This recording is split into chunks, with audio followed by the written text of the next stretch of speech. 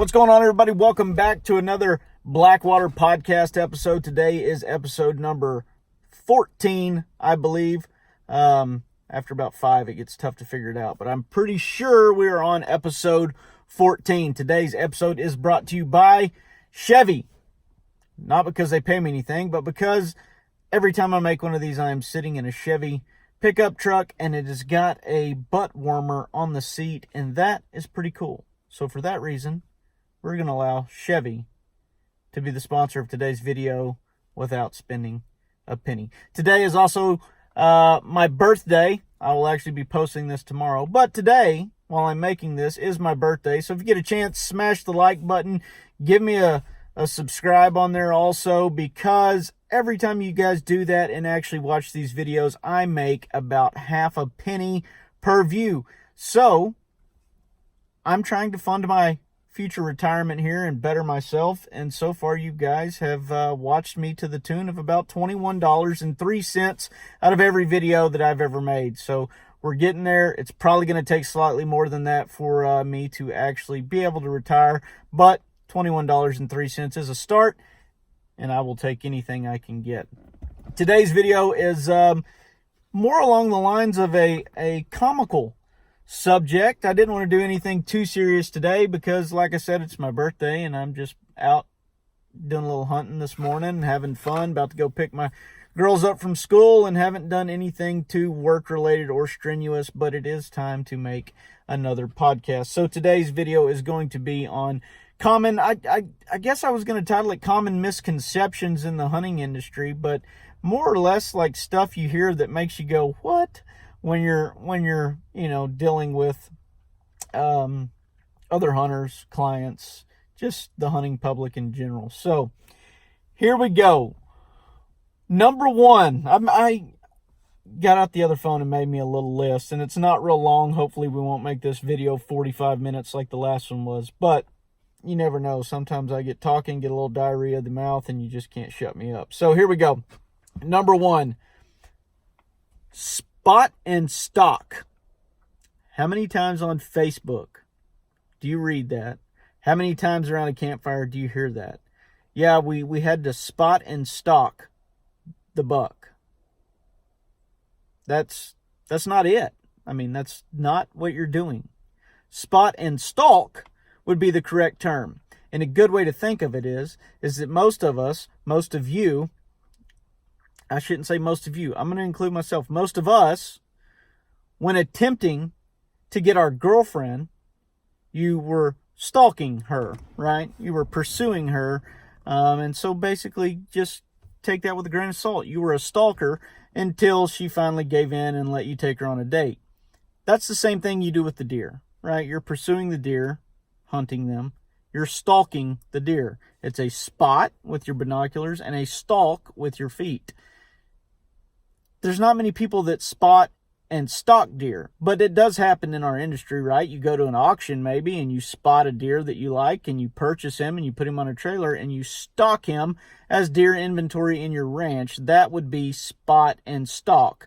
If you're hunting a deer on foot and trying to be stealthy about it, you are spotting and stalking. Spot and stalk would be the correct term for that. So there's number one on my list, because that one cracks me up all the time.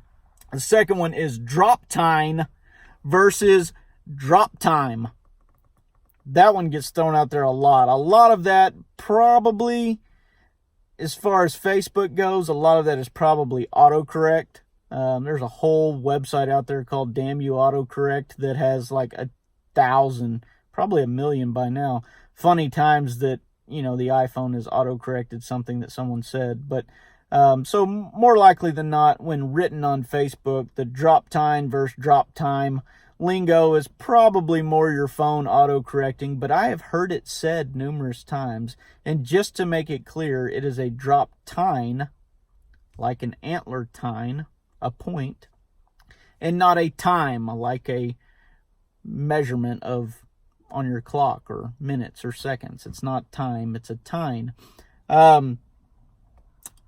But to go along with that, I did have he He was actually a landowner that I was leasing property from at one time, and he said, and he told Jancy and myself, that the reason that bucks have drop tines is because that while they're in velvet, some of them would rather go under a fence, barbed wire fence, than jump over it. And some of those deer that like to do that while in velvet hang their antler on the fence wire, and it causes it to grow downward. And that is how drop tines occur. Jancy and I quickly smiled at each other, and I threw the BS flag on it. But I'm telling you right now, this guy was 100% convinced, wherever he heard that from, that that is exactly how drop tines occur. So, whether you say drop tine or drop time, or you spell it wrong, or it autocorrects, either way, it's correctly said and read, drop tine, and no, they do not occur because velvet deer who enjoy going under fences instead of over them nick their antlers and therefore points grow down. That's just number 2 on my list for you, and hopefully a few of you are chuckling right now. Number 3, in the exotic world, we have Sitka deer, or as some people like to say, Sitka deer. Either way is fine. It's S-I-K-A. I say Sitka, you say Sitka, that's fine. When you're wrong is when you say Sitka. Sitka can be a black-tailed deer, which is kind of a form of a mule deer that is up in the northwest region, or it can also be camo clothing like this here. And I'm not really a big Sitka fan, but bought the shirt in a Bass Pro Shop one time, so I wear it every now and then. But that would be Sitka, S-I-T-K-A. It is not the miniature elk, Sitka, that you commonly hunt here on exotic ranches or out in the marsh in Maryland. Those are Sitka. They're extremely tasty, extremely fun to hunt, but they really get their feelings hurt when you say Sitka. And if you write in or call an outfitter and ask in Texas, does he have any of them Sitka to hunt? If he laughs a little bit, don't take offense to it. There's no Sitka deer in the state of Texas. Not that I know of anyways. The next one, this is the big one. Black Panthers, right? 5 million stories of folklore and stories that are being told to this day of men and women and just hunters in general who have all seen a black panther, right? 9 times out of 10, it's right at dark. If you're in a deer blind, it's usually right at dark, and you just saw him, and he had a tail as long as his body, and he was just blacker than coal. You didn't have a chance to get a shot at him, and your camera was too far away for you to reach and take a picture. Or you were driving down an old country road with your buddy, and y'all were having a few beers back roading, and he just jumped right out in front of the truck, and both of you knew exactly what you saw. You swear on your daddy's grave that that was 100% a black panther. Nobody's going to convince you different. You saw a black panther. Unfortunately, and let me rephrase this. Most people, when saying that, mean a melanistic, a black-colored mountain lion, okay? The word panthera can mean jaguar also. And there are black jaguars. They're just not seen as commonly as the story of black panthers being spotted are told.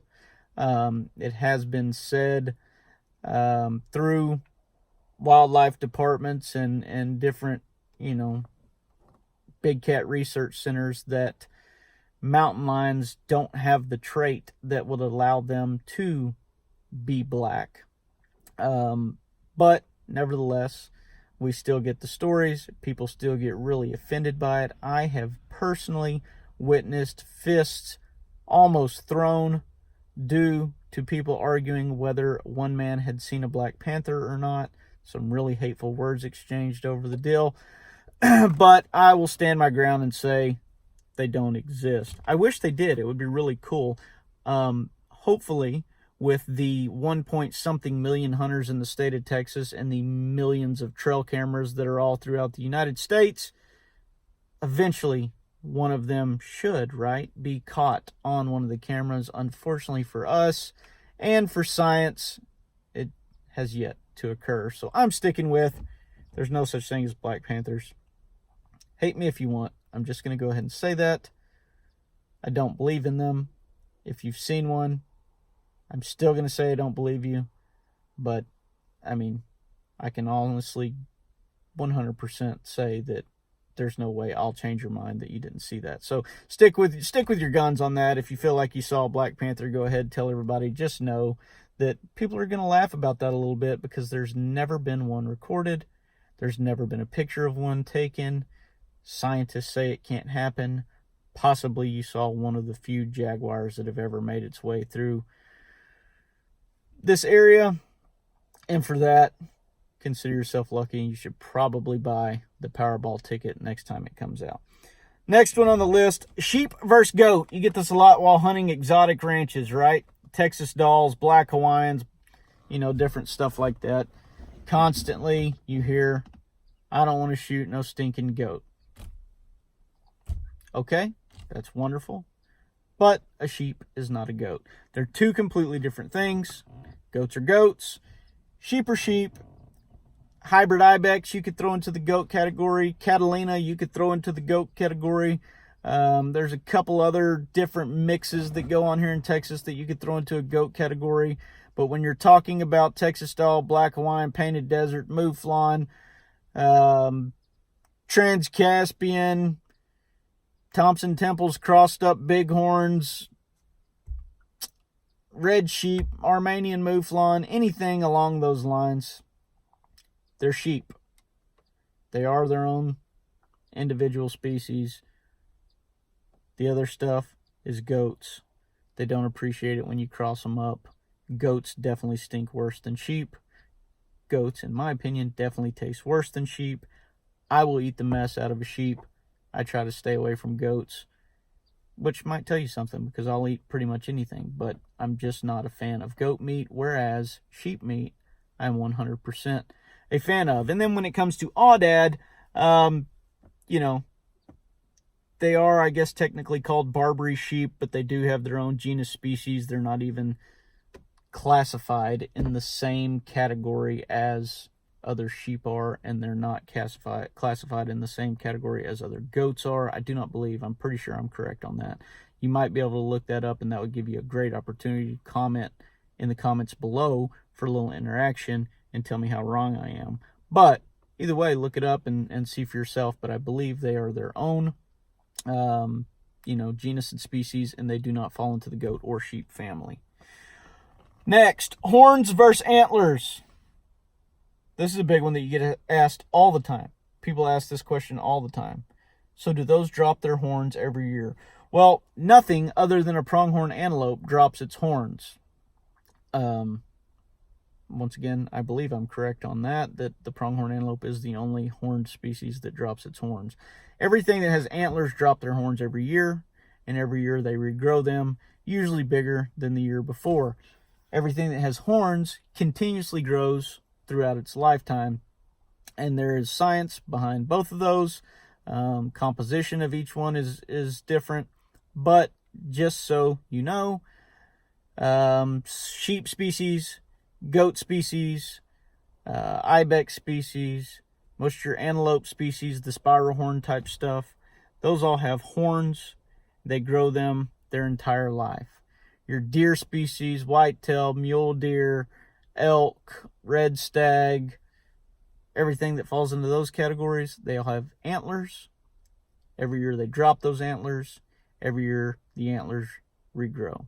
So keep that in mind when you're looking at stuff. You're out there on the ranch, because a lot of people, guys, I'm not telling you guys anything you don't know. You get around your buddies, everybody likes to be the guy that knows everything, and it makes you look so silly when you're the guy that knows everything in the group, and then you start asking questions about a horned animal dropping its horns, or an antlered animal if they just keep those their entire life. So deer species, everything in that cervid area, they're going to drop and regrow. Everything in that goat, sheep, and antelope, for the most part, area, spiral horn stuff, they're going to grow those continuously for the rest of their life. Black buck, They don't drop them. They keep growing them. That one gets asked a lot. And the last one that I have on here for you guys today, look, I'm only 15 minutes into this. You guys should feel really good that you don't have to listen to me for much longer than this. But the last one I have on this is a funny one because we experience this all the time. I will let you know that we have a lot of hunters, right, that come through Blackwater that make great shots and drop animals. You know, I tell everybody, look, you're paying for an animal, shoot him high shoulder so he drops right there and he doesn't take a step. That's the best way to ensure yourself that you're not going to run into the claws of, if you draw blood, you pay for the animal. You shoot him 3/4 of the way up the shoulder. Most of the time with the calibers people use nowadays, he will break down instantly on the spot and expire right there where he was standing prior to you shooting him. You go with the old tuck it behind the shoulder and you're going to get a lot of running out of them usually. And, you know, we're going to have to do a track job. We may have to call a dog. Sometimes you go a little bit further behind that shoulder than you think you did, and it's a long track after that. And when that happens, there's always the guy in the group that comes out that is the professional tracker. And one of the first things he will tell everybody in the tracking scenario is wounded animals don't run uphill. If a deer's hurt bad, he always goes downhill and he always goes towards water. And I will tell you unequivocally, out of the thousands of animals that I've tracked over the 20 years of doing this, is that is about as true as flipping a coin in the air and guessing if it's heads or tails. Because, and this is my favorite part of these scenarios, it never fails that 5 steps after the guy says that, there goes the blood trail or the gut trail straight up the hill. So, while looking for deer, or while talking about looking for deer, in my opinion, it's best to not to sound like Keanu Reeves in The Matrix or whatever. That's probably even the wrong movie line that I'm trying to quote here. But as maybe more like for the love of the game, clear the mechanism type stuff. But, you know, be the deer, for instance. If you see that he's going this direction because you have blood up to this point, or you've got good trail or track, or you saw him running up to this point, if you get in that area and you really just start looking, a lot of times it's pretty easy to see how the scenario is unfolding, with which direction he or she's heading, or the animal's heading, and how it's moving through brush. Is it just pounding straight through brush like you probably got a heart shot and it's just running until it dies? Or has it got a lot of gumption left in it and it's working its way around like it's not too bad off? And using that, you can kind of stay with the trail in that direction, and you'll start noticing, oh, look, here's another spot of blood, or here's another, you know, whatever, gut matter, whatever it is you're looking for, that will keep you in that same direction. But going into a scenario and having somebody tell you, or you being the person that tells people, wounded deer don't run uphill, you've just cut half of your searching grounds off, and there's a really good chance, 1, that the deer did run uphill, and 2, that you're not going to find the deer because you're going to completely disregard half of your search area, and you're just going to start going downhill to the point that you get, discouraged about your ability to find the animal, instead of just staying on the path that the deer was on and, eventually recovering your deer. So, long story short is, there's thousands of these scenarios that come up, from what type of broadheads to shoot, to what type of guns too big or too small, to, does camo work, does camo not work, or this is the only scent spray that works, or you have to do this, or you can't smoke, or you can't do this, you can't dip tobacco, don't pee by your deer stand, don't crap in the woods. There's 9 million of them. Some of them are absolutely hilarious.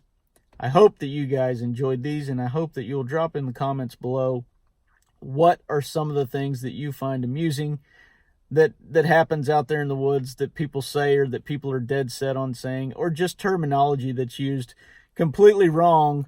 That, there's been situations in my career that a guy has used terminology completely wrong, but he was a really big, tough-looking dude, and I just didn't have it in me to tell him that's not the right way to say that.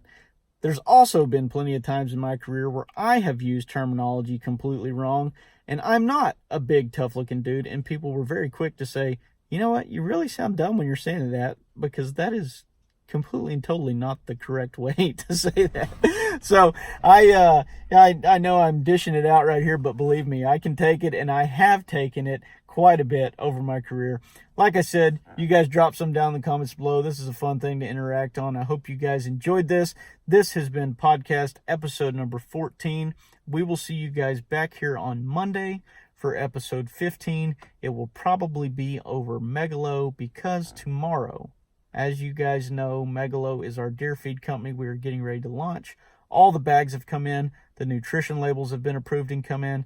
And tomorrow I am going and picking up 6 tons of Megalo to be mixed and bagged here locally, and they will be for sale starting next week. 5-pound bags at $10.99 a bag, and we have figured out how to do some shipping through the local post office, so things are looking up on that end.